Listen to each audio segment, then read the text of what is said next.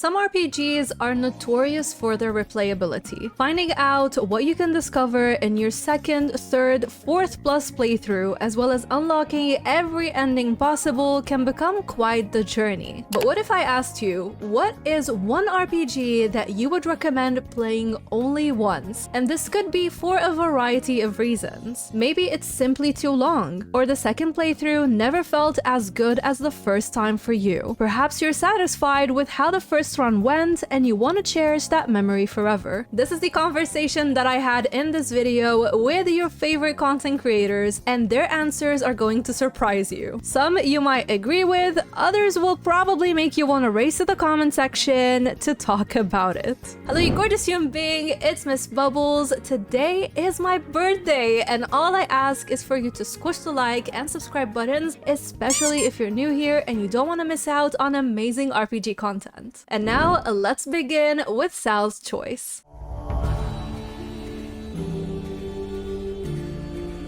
Okay, so the RPG game that I think you should play only once is Assassin's Creed Valhalla. Now, if you know me, you'll know I'm a huge fan of the Assassin's Creed franchise, and this isn't to say that it's a bad game by any means. When I say you need to play it only once, make sure you actually do play it that one time, because it is a really good game. It's the replay value for me that I'm going to talk about. Hear me out. Okay, so as far as an RPG experience is concerned, it's actually not bad. It lets you raid, pillage, and conquer like a true Viking would, but when it comes to the Assassin's Creed part of things, it kind of feels like an afterthought. The whole Assassins versus Templar conflict takes a backseat to Eivor's story, which to be fair is pretty awesome in its own right, but if you're like me, you're a die-hard fan of the series, you're looking for that signature Assassin's Creed vibe with the Creed, the Brotherhood, the parkour, the stealth, you're gonna be left wanting. So Valhalla's strength does lie in its RPG elements, with a stunning open world to explore and plenty of side quests to keep you busy. But should you play it more than once? For me, probably not. Once you've experienced Eivor's story, I think you've pretty much seen all there is to see. So overall, it's a solid Viking game, but its Assassin's Creed identity is somewhat lacking, and that just dampens the replay value for me. So there you have it. I agree 100% with what Sal said about Assassin's Creed Valhalla, or Assassin's Creed Valhalla. This one is hands down one of my favorite RPGs, but man oh man does it overstay its welcome. I had to treat this like a Netflix series. It took me 2 months to finish it, and while I will always say that this is a story that everyone should experience if they love RPGs, I will say if you want to do it more than once, like, good luck to you. Next up we have Alex from Backlog Battle picking a game that I've never heard about before.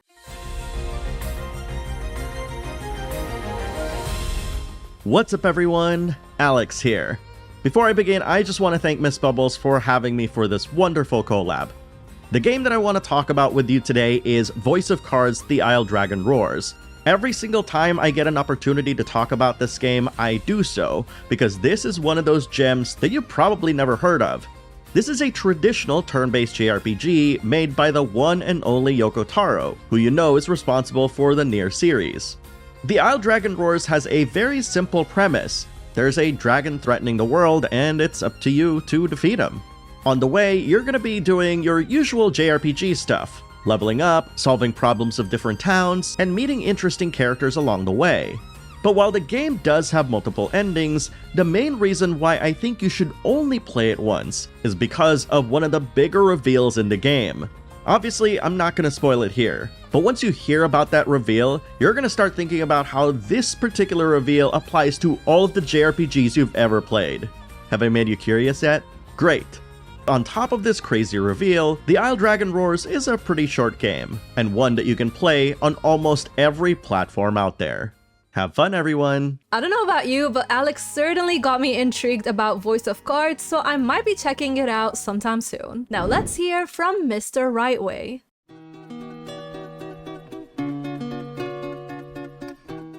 What's up guys, Mr. Rightway here. An RPG that you need to play one time is a great JRPG, and that is Wild Arms. It is on the PlayStation 1 or the PlayStation 2 under Wild Arms Author Code F. Now what is a Wild Arm? It is an ancient gorilla machine arms.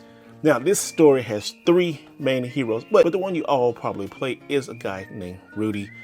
Pick him first, go through the whole story, and you really don't need to go back. Now what makes this RPG great I'm not a big Western fan, but the music in this game, the graphics still hold up to this day, guys. Yes, that I keep going back to the theme music. Just go and listen to it. One of the best video game soundtracks.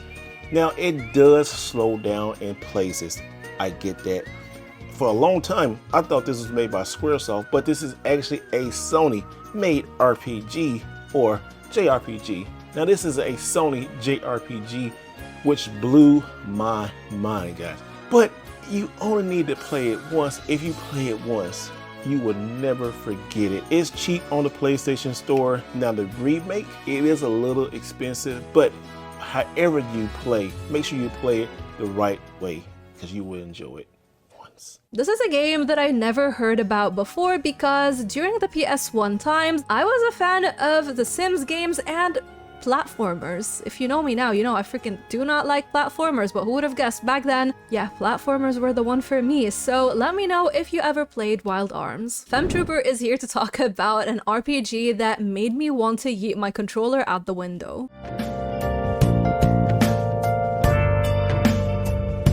Hey everybody, it's FemTrooper, and thank you Miss Bubbles for having me on to talk about an RPG that you should only play once.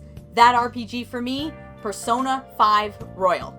This is a phenomenal game, don't get me wrong, it's one of my favorite games of all time, and I absolutely do think that anyone who likes JRPGs should play it. You have to. It's really good. You owe it to yourself to experience it. Everything about it, the gameplay, the story, it's incredible. Amazing cast of characters. I love the group of characters in this game. It is wonderful. The music, oh my god, it is like outstanding. It's some of the best music I've ever heard in gaming, period. Like, there is so much to love here. It's just way too long. This game is so long that there's no way you're gonna play it like over and over. This is not a game that, you know, you're like, oh, well, I'm gonna play it 4 times. I just feel like if you are, that's like 400 hours. I mean, the game took me 100 hours to beat. That's basically just my reason here. It's way too long. I don't have the time to replay 100-hour games. It's a one and done thing for me. I really love the game, but I've experienced it now. You know, I know all the plot twists and everything, so playing it again, I'm not gonna have any moments because I already know what's happening, and I just feel like once you've experienced it, it's kind of done. And because you've spent 100 hours, it's not like you know you didn't get anything out of it. Like, you've gotten so much out of it. I feel like you're good. It's good to play once, experience it, but then check out something else. Thank you again, Miss Bubbles, for having me on. Really appreciate it, and I'm excited to see what everybody else says. Very interesting topic. Hope to see you guys at my channel as well. I did not have the best experience with Persona 5 because I was playing it wrong, but now that I know more about it and I've been watching a lot of videos about how to play it, I'm definitely interested in it. I have Persona 5 Royal, Persona 3 Reload, and Persona 4 Golden. The problem is, I don't know which one to commit to, so if you've played all 3 of them, please let me know which one you would recommend that I start with. We also have an appearance from our favorite chicken fillet.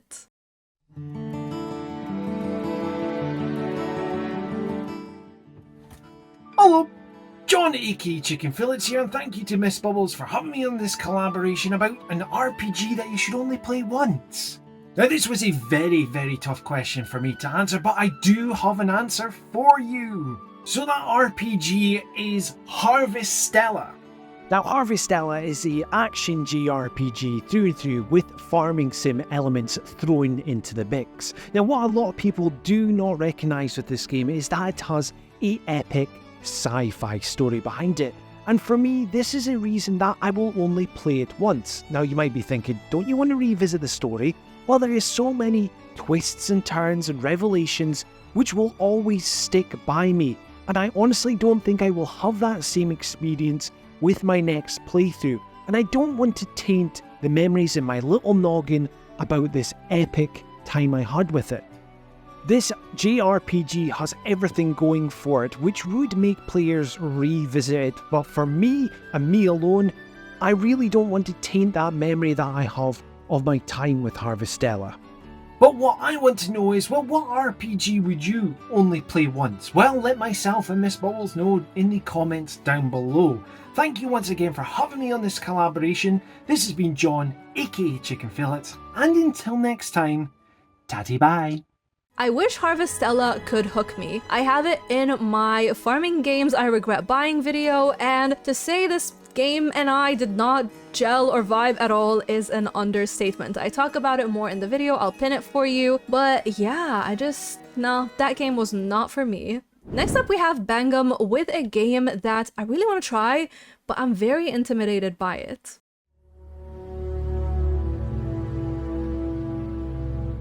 Hey Bubbles, appreciate you for having me on. So there's a game that I've been playing for some time now. It's still in my rotation. I'm still actively playing it. Think stars, galaxies, spaceships, deep, rich lore, historical, great lore, great story, and some lightsabers. So I'm talking about Star Wars Jedi Survivor. So I know the game has been out for some time now, and I've been taking my sweet time playing this game. The game is very immersive. It's an open world game, so getting lost within worlds and planets is like commonplace. Combat is amazing and very, very similar to pretty much any Star Wars game you've played, so listen out for the sound effects. Everything is spot on and just on brand for what Star Wars is about. Oh, and let's not forget about the lightsabers. The lightsaber combat, it's amazing. It's so on brand. The very movesets, the stances, is everything that you would want from a Star Wars game. The main issue I have with this game is, given that it's open world, it's a great thing, but it's a negative thing as well, because there's so much to cover in this game. And this is one of the reasons I would say you only play this game once. There's so much to cover, it's so expansive, you'll spend hours upon hours just aimlessly exploring. So to do that over again, I don't think anyone out there would have the time or want to kind of go through all of that. So that is my reason why I would recommend playing this game only once. That was me. Bubbles, really appreciate you for having me on. I'm out. Peace. The reason why I'm intimidated by this is because I've heard a lot about the combat and how difficult it can be, so I don't know if I'm gonna have a good time beating the bosses, but I heard such good things about it, so maybe I'll try it sometime. David Vink is also here with us, and he's sharing a game that I've never heard about before.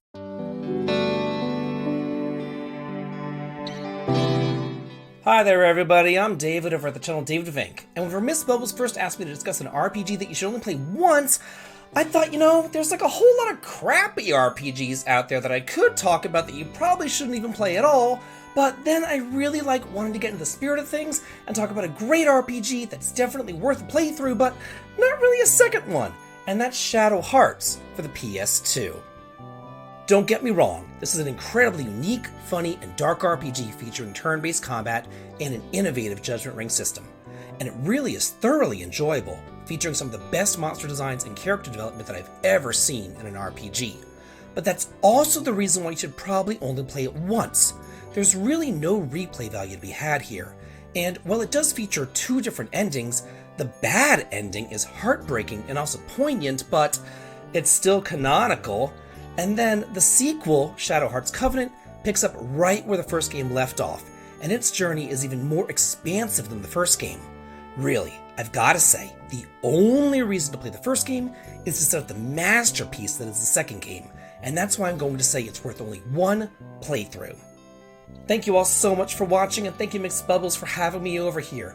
I know that Shadow Hearts is a great game. Please don't flame me. I had to come up with something here, and I do hope to see you over on my channel in the future too. Have a good day. This is yet another game that I never got the chance to experience because back then, PS2 times, I just was not a fan of RPGs, so I might look up a playthrough of it, but I doubt I will play it because I don't know if these games still hold up in today's day and age. Isha is here from Isha Gaming, and she's talking about a game that a lot of people just love to hate.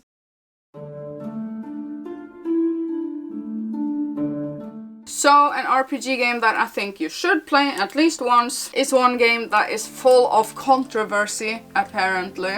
Forspoken. The story isn't the longest one, you can do this one in a week, I think. It's a rather short and sweet main story, but most of all I think I recommend Forspoken for its gameplay. I loved the traversal of the land. You run really fast, you can jump and you can sling yourself around. The world is so big, there's so many things to do, so many things to collect. Very satisfying for all of the completionist open world people out there like me. Also, I think the graphics are beautiful, the music is beautiful, the lore of the world You guessed it, beautiful. Don't listen to the people that said that everything was cringe. I very much liked the game, so therefore I highly recommend Forspoken. I did the Platinum trophy in it on PlayStation 5, and I know that I will be replaying the game. At least I will. But I am including it as an RPG you should play at least once. Let me know what you think when you have done it. It's probably on sale right now, so my game is Forspoken. Now to clarify, I texted Isha after seeing her video and I asked her if she would recommend playing this game only once rather than more than once, and she said that she wanted to leave her entry in this video regardless because Forspoken does not get enough love. I played the game in a preview version when Square Enix invited me out to try it, and I really liked the gameplay, but the problem was that the conversations just felt unnatural, but the gameplay itself felt really fun. I never got the chance to play all of it later on because I just have been playing a lot of games, but it's definitely one that I want to give a chance. If you played it though and had a good experience, let me know about it in the comment section. Now I'm so excited to have Loch Vanessa with us here, and she's sharing not only one but 2 RPGs that she recommends you play only once.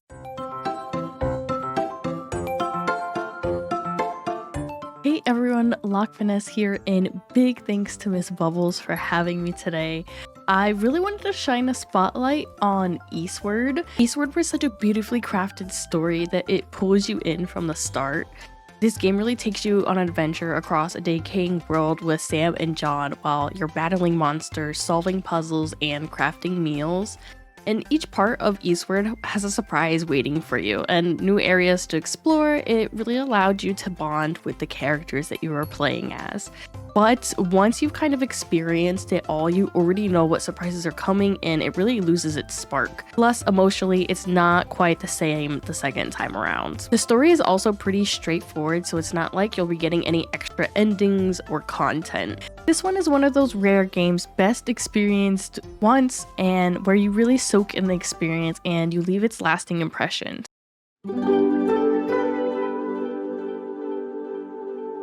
Let's dive into Bandletale.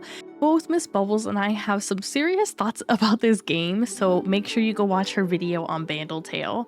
In Bandletale, you play as this cute, shy Yordle who throws parties, crafts, cooks, and uses his knitting magic to restore portals to bring back the world together. But for me personally, I found that many story-heavy games, like the ones I mentioned, don't really need a second playthrough. The story just doesn't have the same impact the second time around because you already know and expect what is coming. Plus, I don't think I could go through all the repetitive grinding that this game has. Ugh, that is the main thing that would keep me from going through this game again. You gather materials, craft items to unlock the skill tree, host parties, and serve food, and you do that over and over again. Being a little Yordle again is very tempting, but not the never-ending grinding. I'm sorry, but I have to pass on that. So I never played Eastward. It has been one that I've seen a lot, especially in the cozy gaming scene, but I don't know, like, maybe I'll try it sometime. I don't know, like we say that a lot though. Sometime, maybe one day I'll try it, but I can say 100% Bandletale. Oh my god, that is more like grindfest tale because that game was so grindy. I refused to finish it. I just couldn't. I have a full review for it on the channel. I did not have a good time, and that, like, if you want to finish it once, yeah, just do it once, and I don't see any reason why you would play it again. Now here's an RPG that is Wolfheart's favorite, but it's one that drove me insane.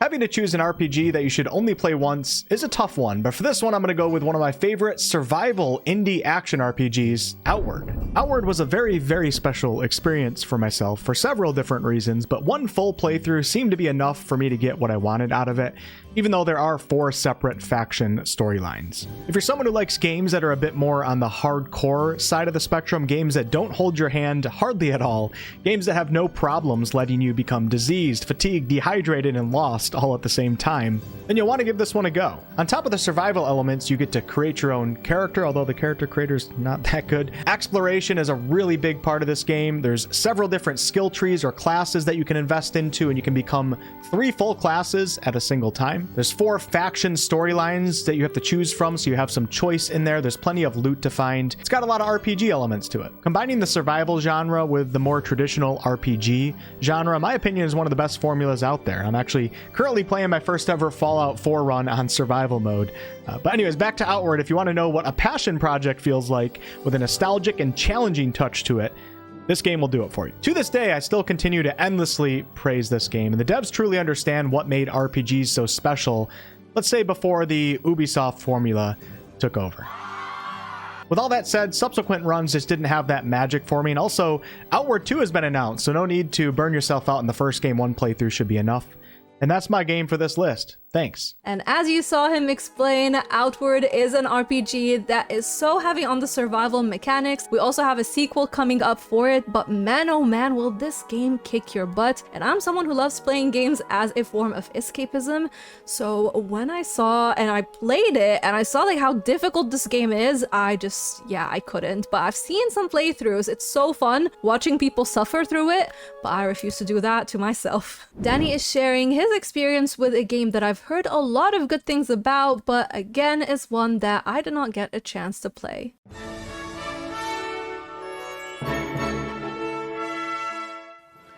Yeah, so one of my favorite RPGs that you definitely need to play is Phantasy Star Online. Came out originally on the Sega Dreamcast, later GameCube, and also the original Xbox. This is the first time where I was playing with friends, with randoms online, 4-player co-op, and there's missions, quests, and also Sega, the Sonic team, will always update with new content every once in a while, and it was really cool. That was my first time experiencing RPG, but online with others, and that's one of the main reasons why I started my content creation back in the early 2000s, was because of that game. The community was so awesome that it inspired me to create a radio show just to talk about the game. And look, the bosses are amazing. I think you guys will have an amazing time playing this game. And also, this was all through keyboard. There was no voice chat. But I know nowadays, because the servers are already offline, you could still play this game, like let's say the original Xbox console, and I believe the GameCube. You can play these games on offline, just alone with no co-op. But highly recommended. Go check it out. Phantasy Star Online. That game is amazing. This is yet another one that I never got the chance to play, but it sounds really good. I've heard many good things about it, so I might look up some playthroughs for it when I have some time. But it's always good to see people reflect on these older titles and see how they connect with them. There's just something so beautiful about learning how your favorite content creators got into gaming, or how different games have resonated with them and they still talk about them till this day. So yeah, if you had an experience like this, definitely let me know in the comment section. But now it's time for me to share my RPG that I would say you should only play once.